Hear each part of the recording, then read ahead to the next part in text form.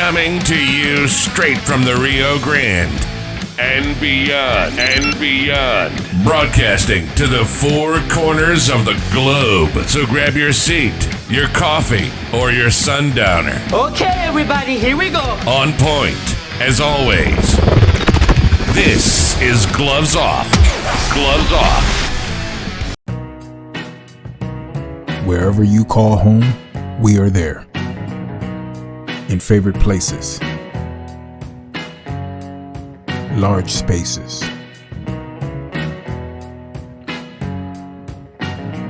For many homes, we have coverage that fits the way you live.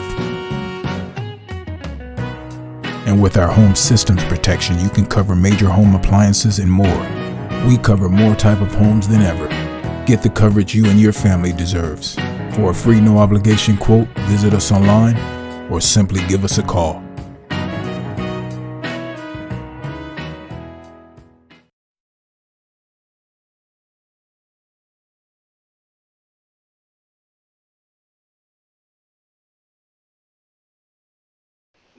Back at you in Gloves Off, and today I have a great martial artist, great guest, teaches up in the DFW area, Master Jeff Allen, and we're touching bases how to find your tribe.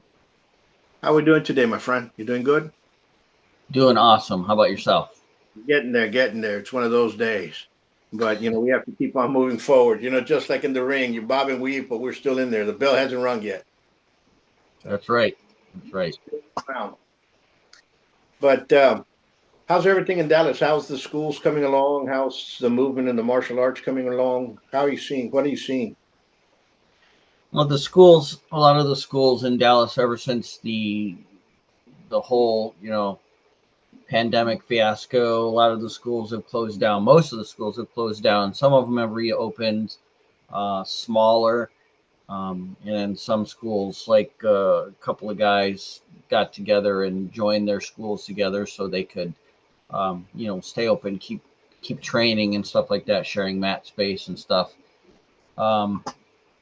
I've had a hard time, with a lot of that stuff here, trying to get, a collaboration with other martial arts schools up in our area, due to the current situation in the martial arts world, the way things and what we're about to talk about today. And this is a conversation that, I've been waiting to have. So kind of restarting with the heartbeat of any good martial arts journey. It's the people you train with. You can have the best, curriculum in the world, but if your training partners are all, show and no substance, you're just kind of shadow boxing with egos. Serious training groups, they don't mean, the spec ops militant tough guys and people who want to, be Mr. Tough Guys. Those are the guys that fly by night. They don't last, a long time. They're just in it for the money or whatever. But like you and I do, we look for people who push, protect, and sharpen each other, without the theatrics or sellouts who want to turn martial arts into a stage show. So that's basically what we're trying to get going here in the upper Dallas area, is just people to get together and work out again, but it's really hard with the new generation of martial artists who, they're more into, how high they can jump and, backflips and, that kind of stuff. Not really, serious training, but more like pretend toughness, Yeah, you're absolutely correct. We've always had those types in the pretend toughness in the martial arts ever since I can remember, but it was a different world. It was, I've been at it this year, 51 years. So when you look at stuff, and I've been teaching since 88, and I've taught here and in other countries, and, had a club, and the only non-French who ever have a club of Savate in the history of Savate in France to the day. And it was a little bit different, here in the States. I guess there's been a bracket that's been missing. And that bracket, you all the martial arts schools have kids inside it, the vast majority. I would say 98% of the martial arts are some form of karate garden, daycare garden using karate elements. Something that many of us called McDojos, where it's basically coloring time and having pizzas and Frito pies and throw a couple of kicks and mom pays for you to be a black belt. And it, and then you go up in the age brackets, and you get into the teenage years. There's very, very few teenagers that actually see this through. Okay. Yeah. Kind of around the time of 13, 14 years old, going on 15, most of them just drop out. And you don't see them again. No. Unfortunately, you won't see them again. Every so often, they'll come back in their 30s. Then you have another group that will pick up this if they see it in college. During college, they have a class instead of PE. They'll do some martial art and they'll pick it up, and then they say, "Oh, I like it." But that's very few and far between. But Yeah. there is those movements of martial arts, right? And then you have the guy that already finished, starting his own business, working, wants to learn protections, has always dreamt of doing martial arts, wants to learn how to fight, but can't find a school. And Right. that's basically where my gym has always been open. My school's always been catering more to that thing. That's been my avatar, if you wanted to put it that way. You know, people that have been working have already fulfilled their profession, been doing it, have a vocation on the side, come over here to train. That's the age group that basically is what I cater to, and it's different, because I don't know how it is in some of the different arts, Yeah. if you see that, Savat, that's what I see.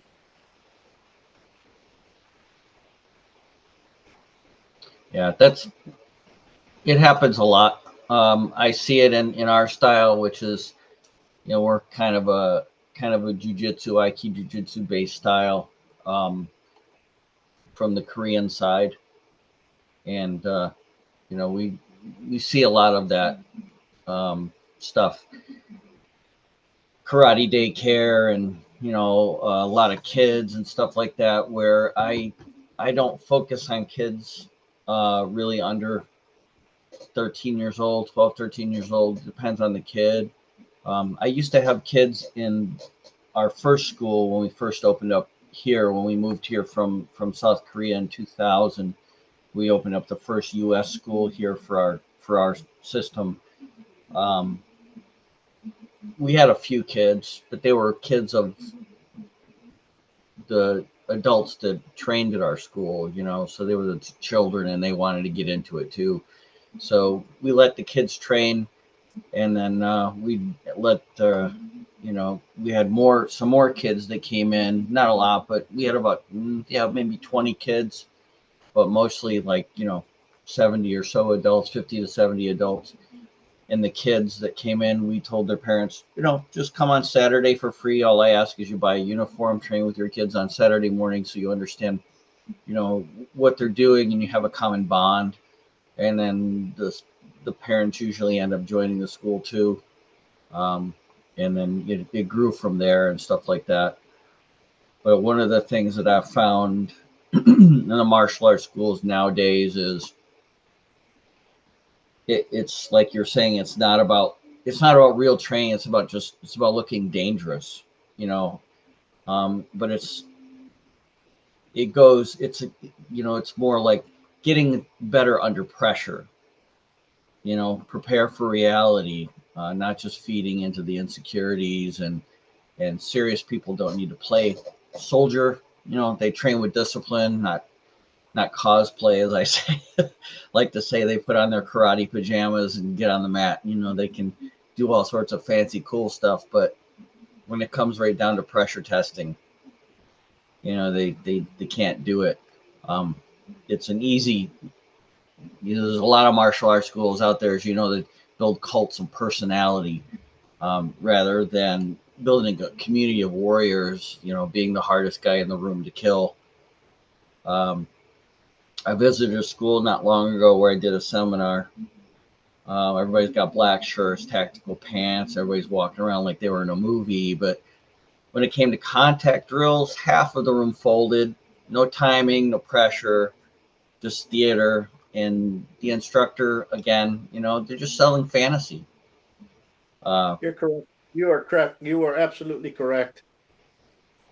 I've seen it, and I see it all the time. And you see it all of a sudden, this new fad comes out, and everybody's doing it. They're all in tactical pants, and they have like about 50 knives with them, and they're flying around all over the place. And you're like, can you punch? I mean, yeah, you guys are pulling out knives and trying to dissect somebody into 50 different little pieces, but can you punch somebody? Because you can't throw a punch. You can't throw a kick, yet alone, you're going to do that. And, I've seen it. I've seen people come in and they're looking for a place where they can better themselves, and that what you're talking about, a tribe, it's a little bit more than a crew. A crew, you have some guys that you can train, and everybody kind of understands where everything's going to be at in case something does happen. Everybody's moving in a unit. That would be a crew. A tribe would be bringing in that person and having their spouse like it for that person to be there, and everybody else. That's the whole tribe, that clan kind of mentality. And I see it. I see a lot of martial arts, especially for the upper bracket of age wise. I'm gonna put it from age 25 to 50, that bracket. And where a lot of them are little cults running around, and you're like, be careful, and the person's there until something snaps, and you're going to do this, and because you're training with us, and because you're doing this technique, King Kong, you're going to stop them, flat, and it's not that. The world's a different thing.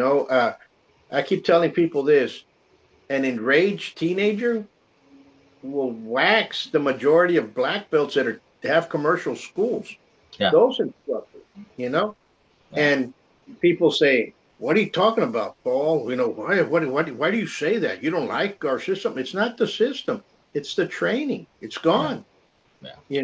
And these teenagers nowadays wax you around and take your black belt and use it as a rope for the pit bull or chihuahua. Because they're going to go after you. Yeah. That reality gap it's not there in the martial arts anymore. And I don't. How can I put it? There's martial arts that older individuals flock to. Yeah. One of those is Savate, right? And the second, I'll probably say Aikido. More older individuals flock towards Aikido. People that did martial arts and say, you know what, I want something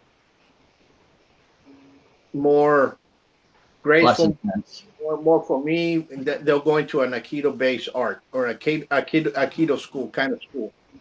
Then you want to be tough guys. They all flock into the BJJ, MMA, one type training. You know what I'm saying? Yeah. And, well, how your attitude didn't change when you were a kid and your sister protected you to now? It's just still the same person. You know what I'm saying? So it's I don't get it. I do get it, but I don't understand that mentality. They weren't that way, so now they're trying to be that way. I guess okay, whatever. And I'm not bashing those schools, because I want them to make a lot of money, and I want every martial artist that's teaching out there to be successful. It's not about that, but it's about the reality and understanding that martial arts is not it's a lifestyle, depending on the systems and everything. And it's a lifestyle that you're going to need in case something does happen terrible. You're able to at least defend yourself and your loved one.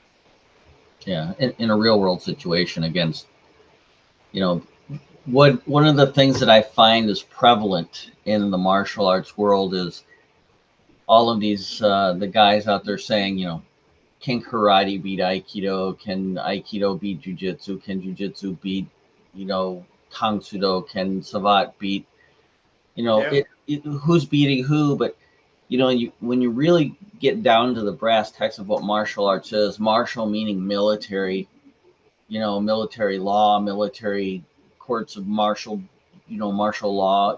It's a military, and then art. The way I explain it to the students, my guys and girls is, in art is a physical way we express a feeling or a thought or an idea. So if it's born in your spirit, conceived in the mind, conceived in the spirit, born in the mind, and then it takes, physical aspects of the world. So you strategically plan and you tactically implement. So that's martial military way of thinking.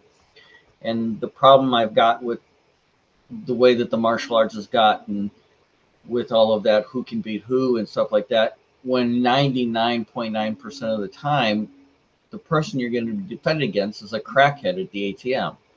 You're not going to be defending against another professional martial artist. I don't think I've ever heard of martial arts, people going there and using martial arts to mug people. It does happen. It does It happen. does, yeah, but they're mostly street thugs, And people forget that there's people, bodyguards are one, bodyguard everything from the underworld to high professional executives. Yeah, uh, it just there's hitmen that train for that. There's people that enforcers that train for that. But that's what I say. Who you hang around with, who you're training with, that crew, that is very, very important, because if your crew yeah, has a malicious intent, you're going to become that way. yeah, If yeah, you're if people like to go smoke dope and then go work out and do whatever, well, more likely you're going to end up smoking dope and doing that when you didn't. You know what I'm saying? It just depends on yeah, where you hang with, and yeah, people yeah, don't understand that. So martial arts, it's a big spectrum, and what I tell people is this: look at the art that you're teaching. yeah, Look at the students that you have. yeah, Can they actually defend themselves? And look at yeah, it. Not pretend, not this. Can they actually? Are they physically able to stop somebody in their tracks yeah. if they need to? Okay. That's one of the things we have in our system is when you have someone that is a school owner or a teacher anywhere, um, we base that instructor's um, promotions based on their students, not them. We know what they know because we taught them what they know, but how much did they learn from their students? Like I say this all the time. My masters, my instructors growing up, you know, they taught me what I know, and my students teach me what I don't know, because they're the Yes. ones that are going to say, but what if this, or what if I do that? And no two people are really going to attack exactly the same. So you get on the mat and you're doing pressure testing, say on a Friday night, where you got one person standing in the middle and 5 or 10 people standing in a circle, and I say go, and they just attack. First round empty hand stuff, whatever. Second round they can go picking up a weapon off the wall, a training weapon. So in that scenario, it's sink or swim. It's pressure testing without getting injured. And people say, like where our organization is banned from competition in Asia. Well, then you get those people that come back and they say, well, if you're so dangerous, how do you train without killing each other? Well, the same way the Navy SEALs train to go and do the Green Berets train to go and do their stuff without killing each other. There's a controlled training environment, there's safety factors, but at the same time, you pass that line of demarcation, the arm's going to break, the face is going to get crushed in. I was one guy wanted me to partner with him in his new tactical system because of my years in the military as a instructor for the counterterrorism teams and stuff like that with special operations. And he I told him, I said, well, I don't know if I want to partner with it. It looks good and all this stuff. You guys have all of this, cool looking shirts and tactical pants and all this kind of stuff. And he literally flat out told me, people pay for the feeling of being dangerous, not the reality. Absolutely. And that's when you know they've sold their soul. I've seen it. I've seen it with, once I start hearing the words tactical and combative and ultimate tactical and this, Extreme. Yeah. yeah, you know what I'm saying? And you're like, okay, the new and improved version of this. Okay. Yeah. You know what I'm saying? And everybody has the right to do what they wish. Or you have a 23-year-old or 25-year-old that calls themselves a great grandmaster. And Oh you're, yeah. Love those guys. okay, and I hate introducing myself, even though the title of the podcast is Gloves Off with Professor Buitron. It started way back when. I don't go around saying, Yeah. hey, you have to call me Professor Buitron anywhere. No, Yeah. my name is Paul, Buitron. Um, it's interesting to see, you know. Yeah. I was having coffee about 3 weeks ago, about 4 weeks ago now. I haven't drink coffee, but we were all sitting out together, and there were several martial artists there. They had schools. Some of them no longer had schools, but we're all sitting down there and talking. He goes, "Oh," and one of them was talking about teaching their students. "Oh, I teach my students for them to be able to win championships and this and that and blah blah and this and that." We're all talking, Yeah. and then one of them says, "You know, I'm going to join this federation for me to get my 10th degree." And I was like, "Okay," I was just sitting down there listening to everybody, just everything else. And he goes, "So why do you train your students?" And I go, "For me, how do I train my students, or for what do I train my students? I train my students to be able to beat the shit out of the other instructors in town." Yep. Yeah. That's exactly right. That's I don't. how it was in the old days. That's the way it is, and it. You don't know when you go to a bar who the other person is, or you're walking down you might say, "Oh, that guy's a crackhead," but you don't know what that crackhead's been training on. He might have been a Golden Gloves boxer or a kickboxer or what have you, and you're going to be, you want to teach them to be the highest level that they can be. Yeah. And Meet you their always, full potential. absolutely. I was, I go to the VA a lot and talk to guys, and I was talking to one guy. He's been homeless for 10, 15 years, something like that. And I was just sitting in the VA in Miami or in Dallas, and I was just sitting there talking to him, and we were talking about this kind of stuff, the way that the military trains nowadays. And thank God, Pete Hegseth, Secretary of War, is taking it back to 1990. The way that it was like when I went through boot camp, they could kick you, punch you, beat you, call your mother bad names. They made you tough, no stress cards. And we were talking about how Pete Hegseth is taking it back to the pre-1990s where we could do that and toughen up our military people. And so asked him, I said, well, what was your MOS? He said, I was in 18 Delta. Guy was a special forces operator. And I said, well, why are you homeless? He goes, he was having a hard time dealing with, people with real life, couldn't hold a job, that kind of stuff. A lot of PTSD from the Gulf War in Afghanistan and stuff like that. So we were talking about, martial arts schools and stuff. And he said, he goes, I can walk into any martial arts school as a homeless guy with my background in special forces and just beat the hell out of them. And they think I'm just some stupid homeless guy, like you're saying. First rule of war, never underestimate the enemy. You're correct, and people do not understand, or that don't underestimate your enemy. Yep. Don't underestimate anybody. You prepare for the worst. You prepare in case, if you ever confronted, God forbid. I don't want my students to understand what it is to get cut with a blade. I don't want my students to understand that, I don't want them to feel a punch in the street, or you know what I'm saying? Yep. But in case that happens, they're prepared for that. You train for the worst, and the worst scenario is you're going to confront somebody that is proficient about that. Yeah. So you have to be in your top game. So that's why you always push those that are in there, and those students have to push each other up, to make that level. And I think that's where everything's at. Yeah, and you go up a rung. The point of going up a rung is to pull others up and then push them up, and then they pull you up and push you up, and like that. So real groups don't need smoke and mirrors. They let the training speak.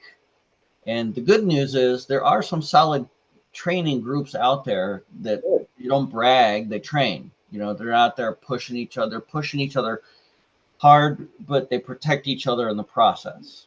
They hold standards. There's real, honest to goodness, physical, kinetic feedback, zero theatrics. Of course, my best training came from our group in Korea when I was over there for 10 years.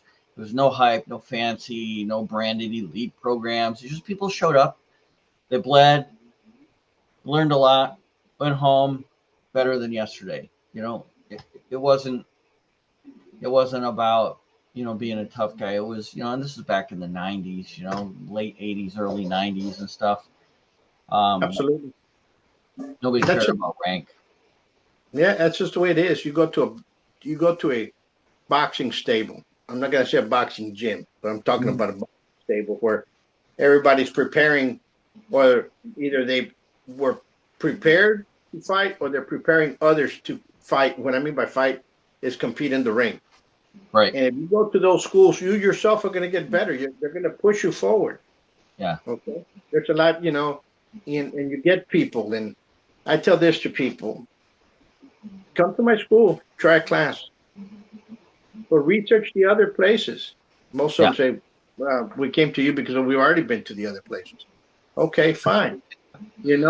But learn that there's other martial arts out there.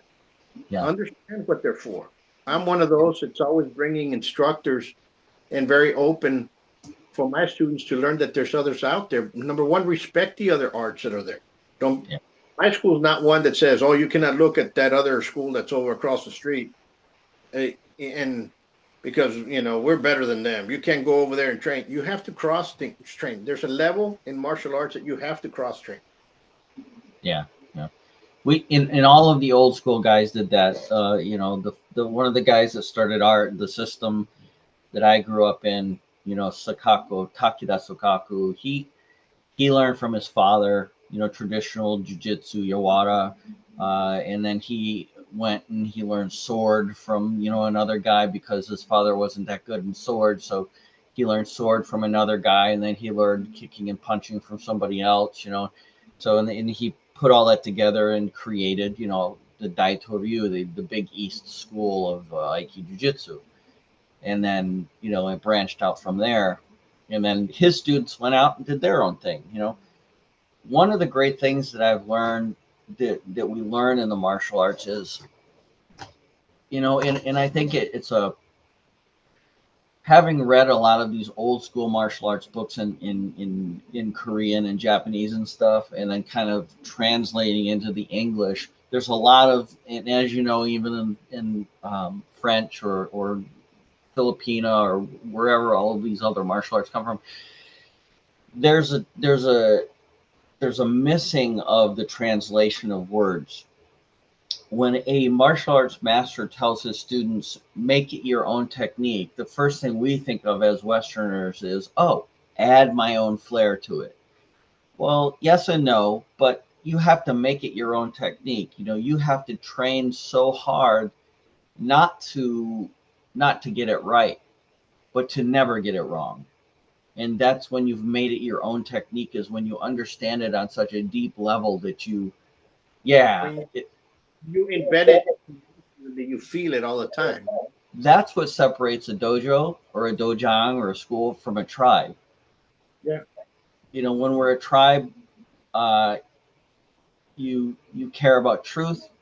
You challenge each other respectfully. If your technique doesn't work, someone's going to let you know.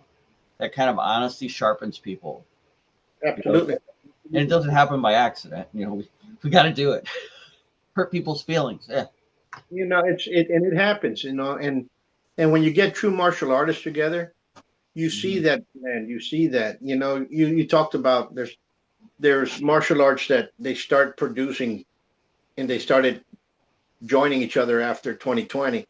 Yeah. When I used to teach in Dallas in my younger days, I used to teach at North Texas Martial Arts, which was over in Arlington.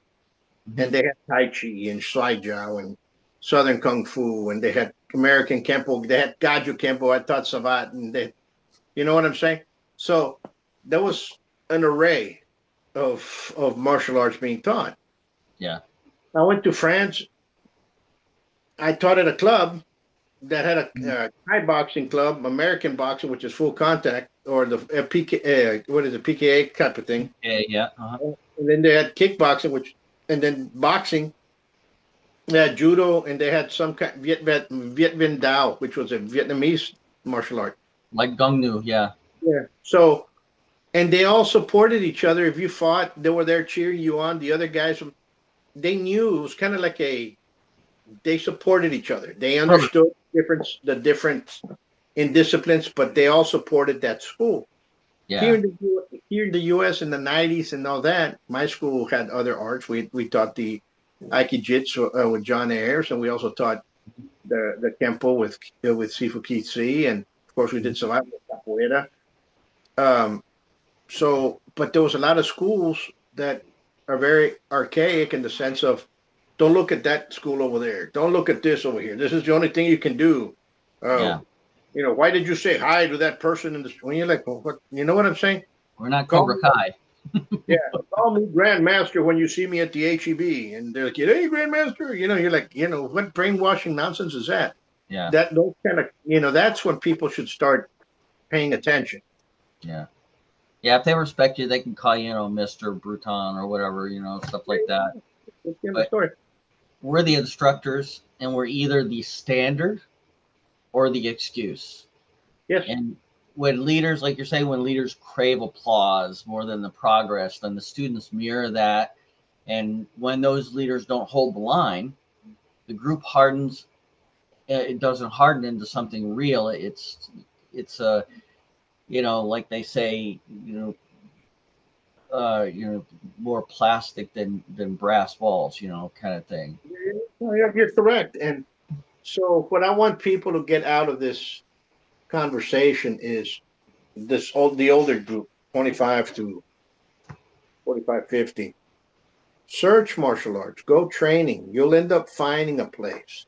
Yep. You might love the art, but the people in there are not pushing each other, go to another place. Get a second opinion. Remember, this is your life you're dealing with. Because if you go to a martial arts school that they're teaching you a bunch of techniques, it's more fantasy than reality. The time of need, that's exactly what you're going to do. Yep.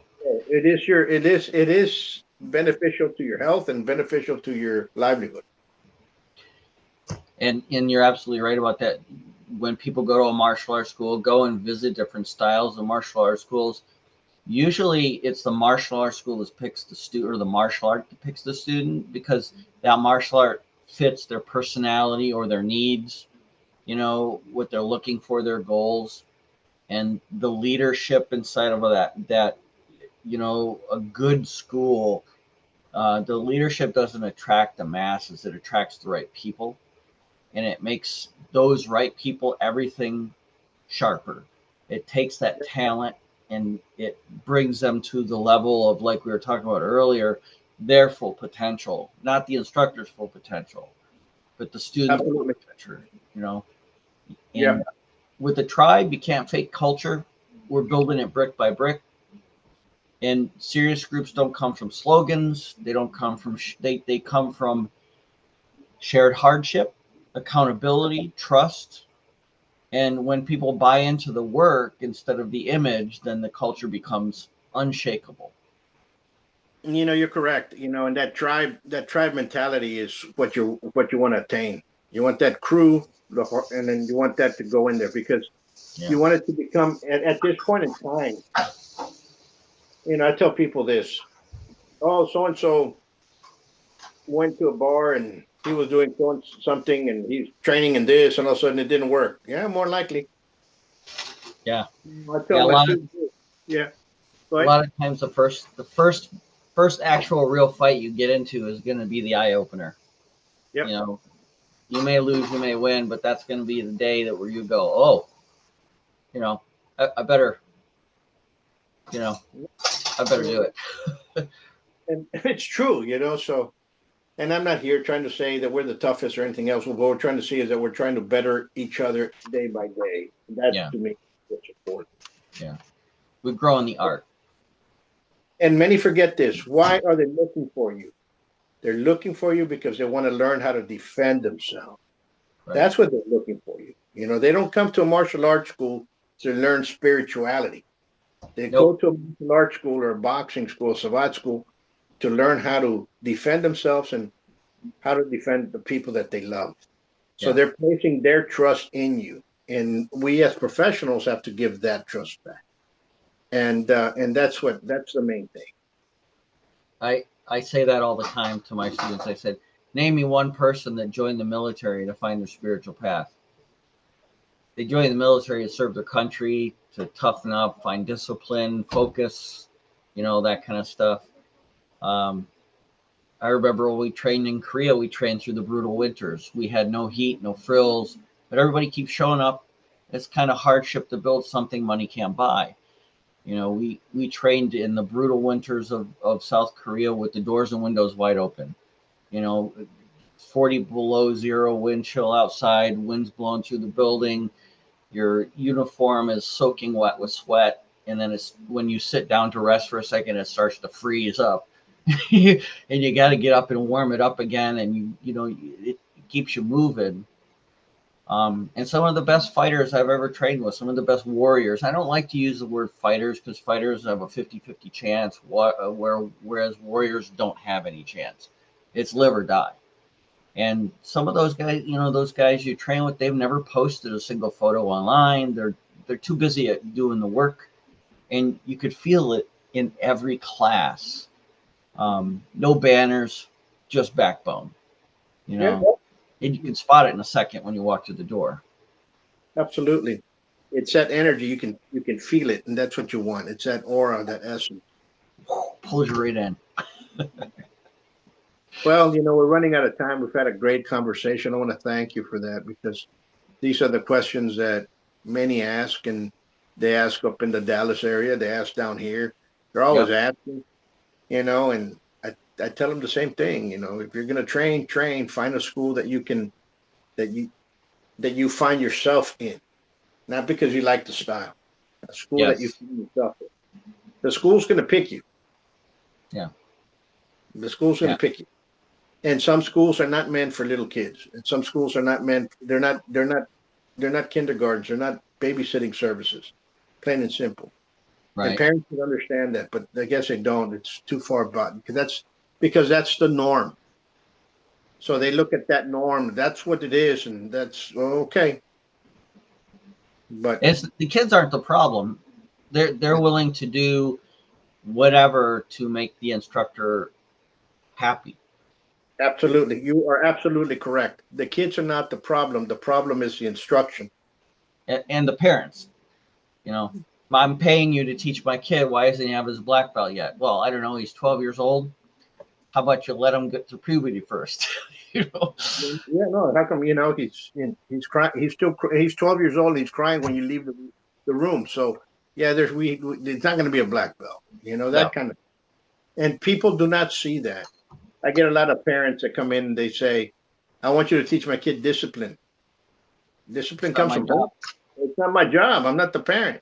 You're Well, anyway, we can continue on that subject, but keep on doing what you're doing. Keep rocking and rolling up in the DFW area.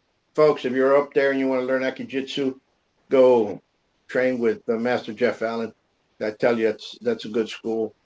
Good crew of folks up there. Keep on doing what you're doing. That's it, brother. You too. For what? You too. You guys are awesome, man. We'll keep on going. We try. And anyway, We leave you all with this. You all stay safe, be safe, and God bless you. Until next time. Peace. Peace out, everybody. Always. Have you ever wondered about what happens in a martial arts studio? Well, you start right away by setting goals, building determination, gaining focus, building skills, all while becoming more fit, gaining confidence, and learning self-defense. Buitron Academy is a school where attitude meets aptitude. So give us a call at 956-401-4868.